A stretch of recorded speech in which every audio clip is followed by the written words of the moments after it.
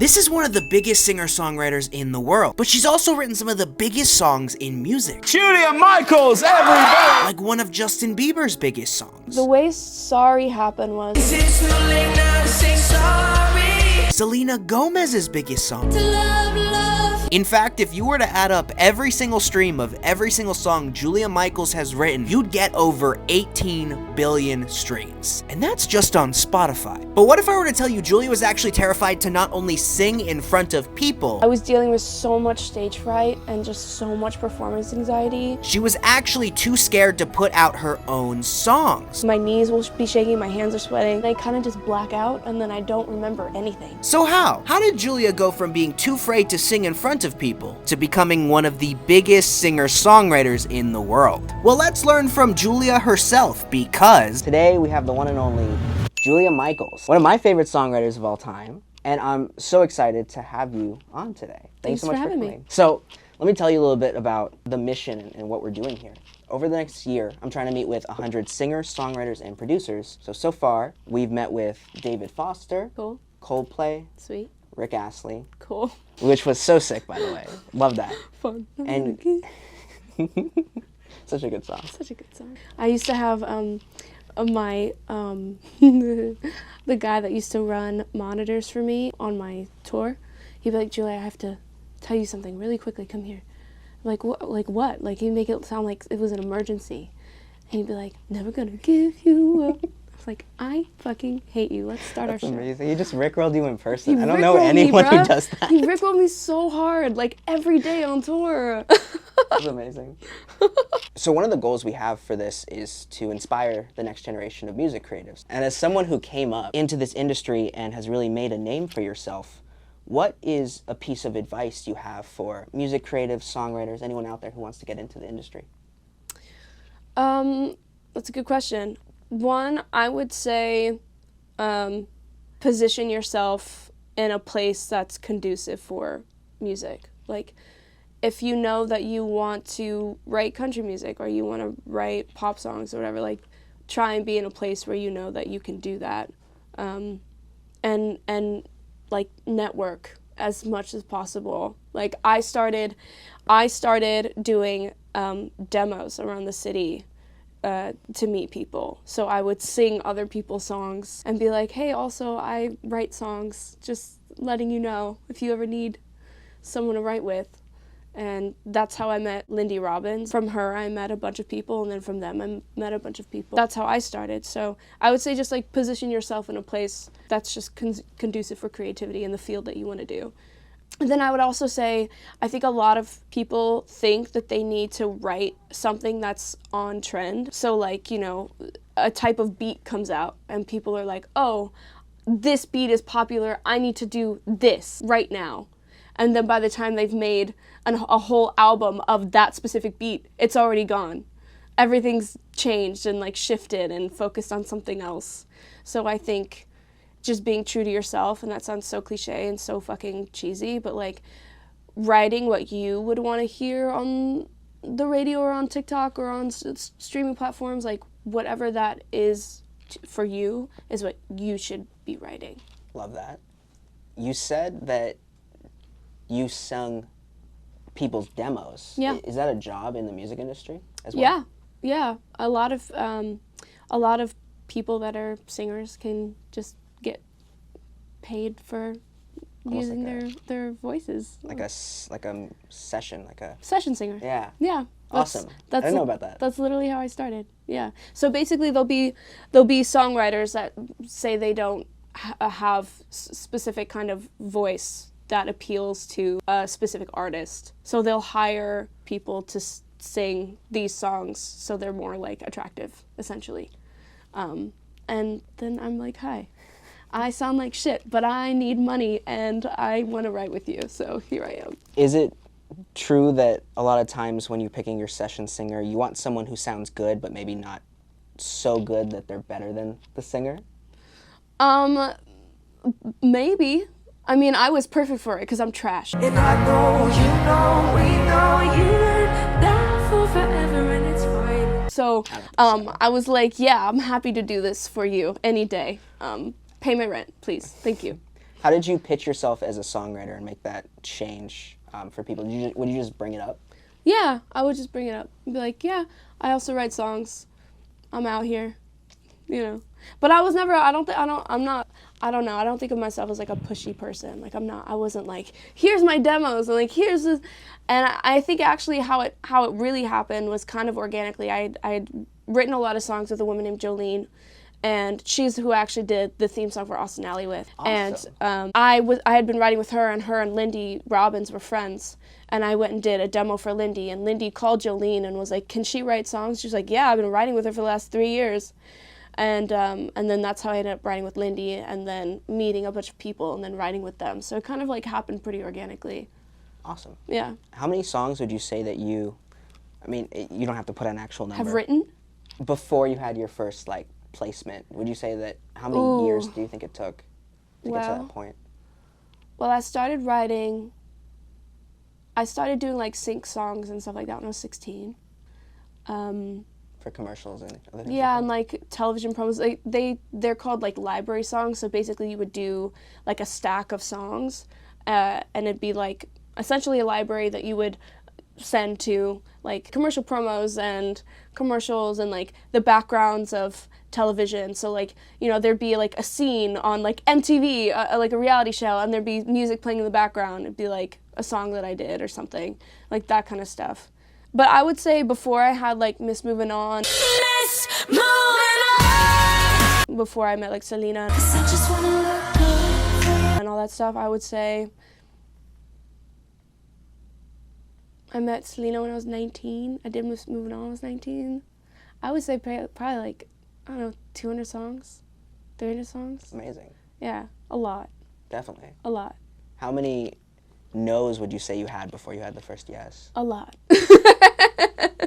Yeah, I would say quite a few, but then like once I found my people, it was like, oh, this feels right, and we're like, maybe we're making things that are good, maybe we're not, but like it feels good to us, so that's what matters, you know? 100%. Yeah. You often collaborate with people. Who's all the time. Who's some of your favorite collaborators?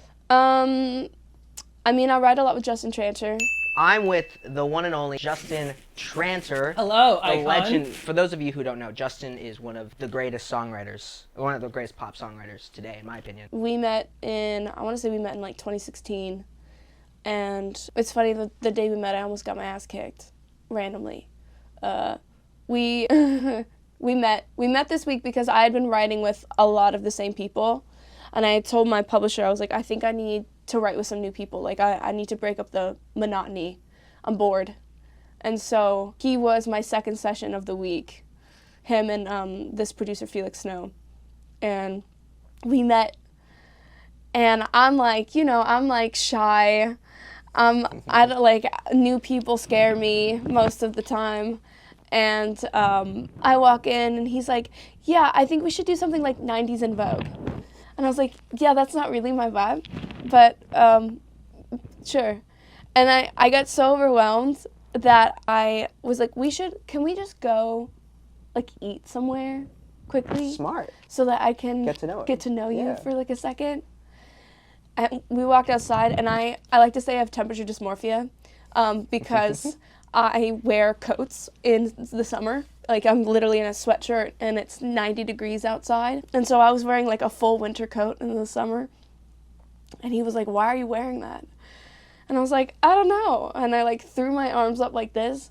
But then there was a woman from, like, across the street that saw me and thought I was, like, trying to step. I don't know why. I don't know how. No idea. So we're walking, and we hear this person, like, screaming things at us. And I was like, is she talking to us? Like, there's no way she's talking to us. So we're laughing out of pure discomfort. And she's like, yeah, bitch, keep laughing. And I was like, Justin, I've never been in a fight before. I can't throw down. He was like, don't worry, boo, I got you. And we just, like, ran across the street so that we could avoid me getting potentially punched in the face for no reason. Yes, that did happen. So that bonded us very quickly. What a great way to meet. You know, we bonded very fast. And then we went back to write a song, and then I essentially hid in a closet for like an hour. And then I came out and I was like, what if we do this? And he was like, oh yeah, that's great, and you're weird, and I love you. And I was like, great, I love you too. And now we've, been friends ever since. Speaking of Justin, he was just on the show, just on this. Hi, love you. I asked Justin a question, and Okay. I said, wanted to ask you a question coming from you, what would it be? Okay. What's your favorite song that you've written together that the world hasn't heard? Oh, haha, that's, ooh. The world has not heard. I don't know if I can mention that song. Oh, you know what? No. That's a good question. I don't know. Maybe the first song we ever wrote together. That was a fun one. We had a good time with that one. What was it called? It's called Sick of This. Did it ever, It never came out. It never came out. Oh, we also did a song the day before we did Sorry that I thought was really good, and then it never came out. And I was like, well, my gauge is wrong. Fuck if I know. Speaking of demos, you didn't just were a demo singer. You also do a lot of demos yourself for the songs that you're writing. Yeah. And they sound so good that people want to sample you from the actual demo. For example, there's two examples that I think right off the top. One is Sorry. Is it too late now to say sorry? With Skrillex posted that Facebook Yeah. video from the Yeah. actual demo Yeah. of you. Is it too late now to say sorry? And the other, Gang Gang by the Migos, So funny. which was, this one was crazy to me. That was a demo of a Shakira song It sure was. of your voice It sure was. that he had, It sure was. and then he made a beat out of. I wanted to ask, when it comes to having these demos and people sampling you and everything like that, what's the process like to approve those? I mean, it's relatively simple. So, for instance, that song, that was a Shakira song, and the sample was me. So the way that I like to write, I think because I get so nervous in sessions, is I like to just put myself in the booth and just turn off the lights, and I just will sing things down until I find something that I like, and then I get to just be in my own space without looking at anybody judging me, basically. So that was me just fiddling on the mic, just trying to find a melody that I liked. That's cool. And I guess he liked it, and then he messaged me and was like, hey, I put this on a Migos song. And then basically all you have to do is just negotiate splits. It's like, how do you want to do this? And I'm like, yeah, cool, tight. 5%, dope. See ya, love you. Was that the same process for Sorry as well? Is it like Skrillex texting you saying, hey, want to use this kind of thing? No, I honestly can't remember. That one was different. So the way Sorry happened was I sang parts of it down. Is it too late now to say sorry? The post-chorus melody was an ad-lib I had done. Ooh. And so he took that ad-lib and moved it to the post. Now take this down, 4 semitones, 1, 2, 3, 4. Ooh. And then fucked it up and changed it a bunch of semitones to make it sound the way that it did. Pitch it up, 12 semitones, 1, 2, 3, 4, 5, 6, 7, 8, 9, 10, 11, 12. And it should sound like this. Ooh. Ooh. And then that's how that ended up staying on the song. I don't think a lot of people know that that's me. Sorry. On the post-chorus. Hopefully we'll change that. I guess they're gonna know now. One of the I don't know if this is true. I was looking online, and am I right in thinking that your second live performance was at the Olympics? Sure was. So I need to know, would you carry me? Yeah, In front of how many people? a lot. Yeah, Becca, my manager, tries to keep that statistic from me because it always freaks me out. So I'm gonna ask a question I'm gonna need your advice here. Yeah, okay. So basically, one of the first videos we did for this was Coldplay. I don't know if you know the biggest band today, because I got to meet and interview them, and I asked them the scariest question of my entire life. Okay, yeah. And one of the things that I did is I asked Coldplay, how many likes in order to sing on stage with them. How many likes will this video have to get in order to sing on stage with you guys? But why is that? This is something I thought I'd never talk about on camera. You see, I was born with a medical condition that affected my life every day of my life. I wasn't able to do what everyone else could do. A lot of my childhood was spent in and out of hospitals. But the one thing that was able to help me get through it was music. And the band that helped me the most was Coldplay. They said 100,000. I'm gonna say 100,000. Okay, Okay? let's do it. And then we'll do it on the C stage. We'll make it work. Incredible. Okay? Appreciate it. Hold me to that. You should hold me to that. Yeah. So, make that happen. But it's gonna be my first time singing like in a stadium, in a sense. For someone who had a similar experience, do you have any advice? No, sure don't. Yeah, I get really fucking nervous and then I kind of just black out and then I don't remember anything. So that's all I can say. That's not advice, it's just fear.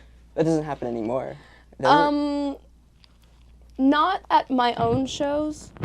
If it's a show that wouldn't be my crowd, like if I was opening for someone or if I had to do Like Jimmy Fallon? like an event or something, yeah, I forget words. I have to have cues in my ears because I get so nervous that I forget the words to my own songs. That I think that happens to a lot of artists.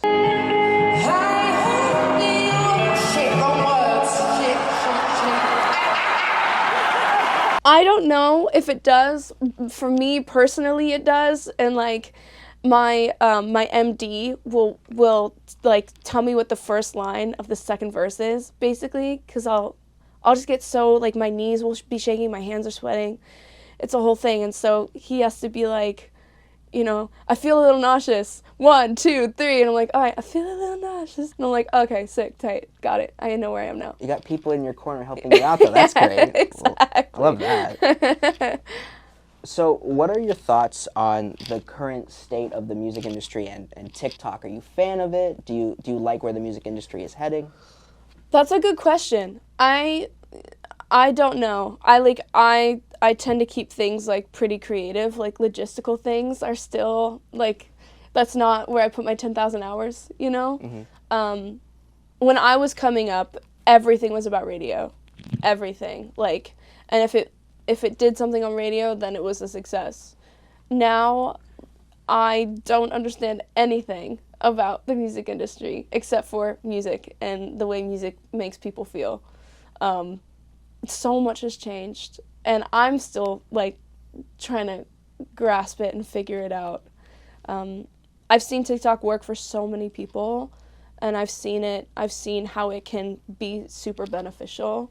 I think for someone like me who's like a little bit more introverted and like shy, to have essentially like a persona on TikTok is really difficult for me, because I'm just like a self-deprecating piece of shit, and I'm just like, all right, let's do this. I hate myself, and yeah. So for me, I don't know how it works for me, and I think I'm figuring that out. I feel like people connect most with being as genuine as possible, and I think Absolutely. why people loved your Miss Moving On videos, how honest you were. Yeah. So I wanted to share something kind of special with you. This was the first song I ever heard on the radio that I wrote. So I just say, like, if you feel comfortable in front of a camera being yourself, I'm sure people will love that I no hate matter cameras, which is funny. I picked the wrong field, you guys. what. That's why you were a songwriter at first. That's absolutely right. I was like, oh, I can just be anonymous and I can like walk down the street to my coffee shop in my Mickey Mouse slippers and like not give two shits. I still do that. It's fine.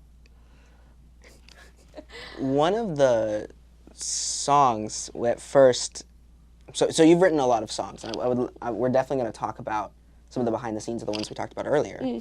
But one of the songs that really brought you into the spotlight was the first song you released. Yeah. Issues. Yeah. Can you tell me about how the process, if you feel comfortable with that? Yeah. Tell me how the process of what it was like writing that song. 'Cause I got issues. Yeah. So I'd actually written Issues the day Sorry went #1 on Billboard. Wow. Yeah, it was a special day. I wrote Issues with Stargate and Benny Blanco and Justin, and that day was really bad for me actually. I had a boyfriend at the time that was just like awful. He was a producer, and he just like, he made the day so bad, like was like, that should be me, and you're younger than me, and I don't understand how this is happening for you, and like was like, I'm happy for you, but I can't talk to you right now. And it was just like, just an awful experience. And I showed up to the studio, and I was like, yeah, pretty sad. And it was actually the day Same Old Love went #1 on radio. So Benny and Stargate were celebrating that, and Justin and I were celebrating No Sorry. But I was like so fucking sad that I couldn't even like handle it. And I had actually had issues written down on my phone. And I was like, I think we should write this song today. And that's the lyrics written down, or just the title? Just the title. Awesome. And so we wrote that song that day. And he like came in like 6 hours later with flowers, and I was like, you've already done damage. Just stop. And I remember Charlie Walk at Republic Records hearing it, because I had just done a bunch of songs with Haley Steinfeld. He's like, this song is really great. You're an artist. And I was like, go fuck yourself. He's like, no, I'm serious. You're an artist. And I was like, okay. And I don't know. I sat there and I thought about it. And I was like, here's the song. I'm jealous. I'm overzealous. What do you think of it? He's like, what do you want me to think of it? And I was like, I don't know. Like, you say I'm an artist. Let's go.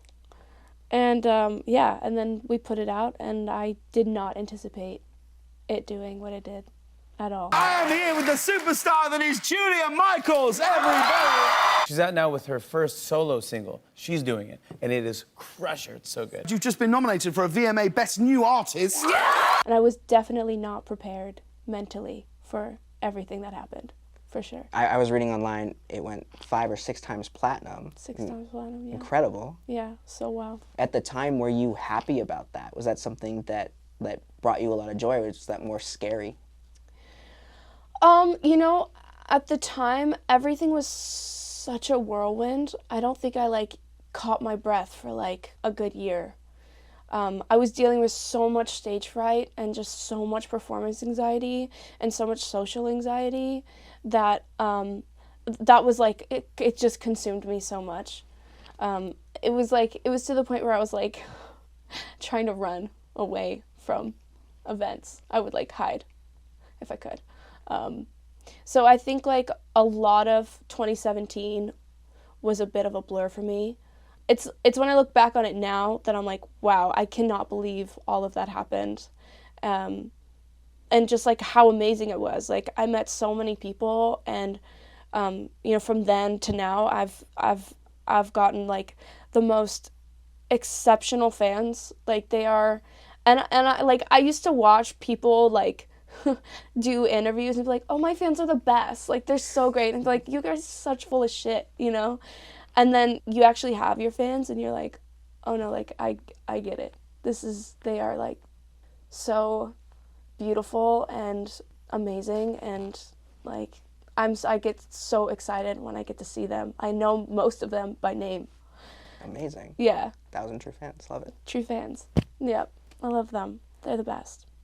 Do you feel more comfortable performing on stage now? I feel more comfortable performing on stage if it's my crowd.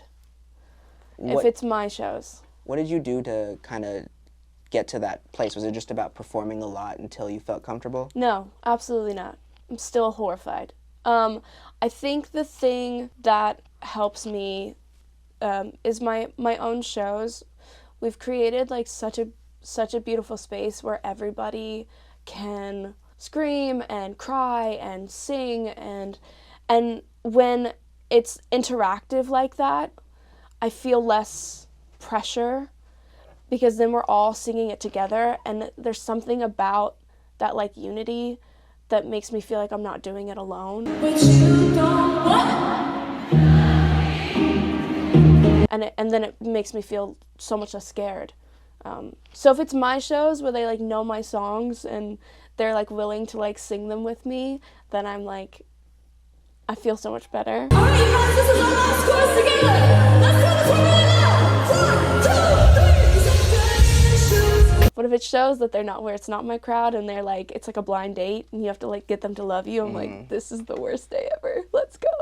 When talking to Rick Astley, he was here for the New Kids on the Block tour. Okay. He was talking about how every single show he almost had to win the crowd over throughout. Yeah, it's hard. It's hard. It's necessary, but it's hard. And the thing that I found when I was opening for people is I would just focus on the people that did know my songs. Like if I saw someone in the crowd singing Issues or singing, you know, a song that I had done, then I would just focus all my attention on that person, because then I was like, oh, we're doing this together, okay. And then I just stand there and sing to them. 15,000 people, I'm like, you, me and you, it's you and me, baby. Well. Love that. Yeah. So you've written a lot of songs, but you're also an artist yourself. When you have a song, what allows you to see, okay, this song's for me, or this song's for somebody else?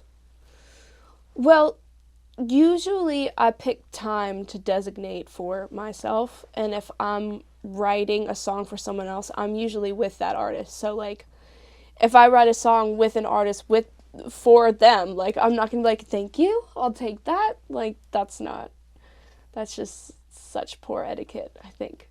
And also, if I know that they love the song and they're gonna like give it their all, I'm like, yes, please, like, give it a home and love it and like cherish it, please. But usually if it's for me, like I have certain like titles or certain lyrics that I have in mind for something that I want to write, and I'll just cut out time for myself and write songs for myself. Awesome. Yeah.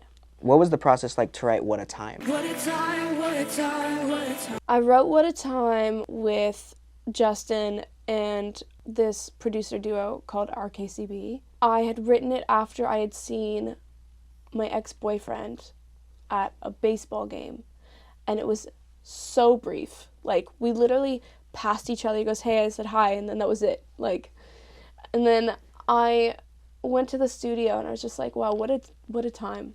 Like, what a time that was. Like, how you could be like so deeply in love with somebody and then it all just feel like a lie, you know? Like, it's just like, what a time that was. Like, you put so much emphasis on this relationship, and then it's just not anymore.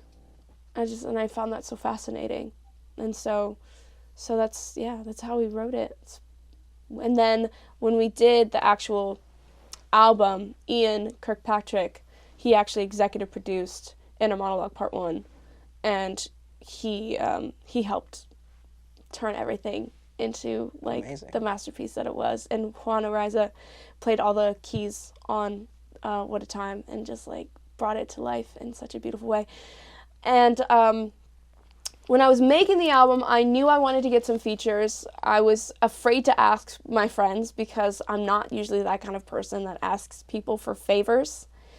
But I had become really good friends with Niall, and I just was really bold one day, and I asked him if he would want to be a part of it, and I sent it to him, and he was like, this is so beautiful, and he had like already learned the guitar part on the guitar. Cool. That's awesome. Yeah, and he came to the studio, he came to Henson, and my friend Benjamin Rice, who's like the most exceptional producer / vocal producer, cut his vocals, and the first time he sang the second verse, I literally cried, and I cried so much that he had to like walk out of the booth and give me a hug because I was like sobbing. But yeah, your vision was coming to life. Yeah, it's amazing. I'm so grateful. I couldn't have picked a better person to sing that song with me. Incredible. Yeah. One of my favorite songs by you was All Your Exes. Yep. In terms of that song, instead of talking about the actual song, tell me about what it was like to film that music video, because the music video, is more like a movie. It was, yeah. It was definitely the most elaborate video I had ever done. I knew I really wanted it to be cinematic, and I had some ideas, and I had started working with a new director. Her name was Blythe Thomas. I had told her some ideas that I had, and she goes, "Oh my God, Julia, what if we do All Your Exes as like a dinner party, but all the girls are dead and they're all his exes?" And I was like, "That's so funny. We should absolutely do that." And it was fun. And the last scene we did was it was oh my gosh, the girls, they were so funny. There was one girl at the dinner table, and she goes, "If you want to just like stick a hot Cheeto up my nose, you can do that." I was like, that's so okay. Sure.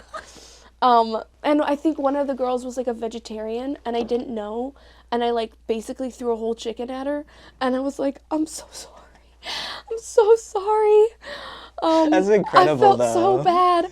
And then the last scene was me like covered in blood because one of the girls gets away, but it was like this like really sticky, goopy stuff, and it was stuck to my body. My hair was like stuck to my skin. I had to like basically rip the extensions off of my skin because it was like so sticky, and I couldn't get off my skin, and I think it stained my skin for like a day.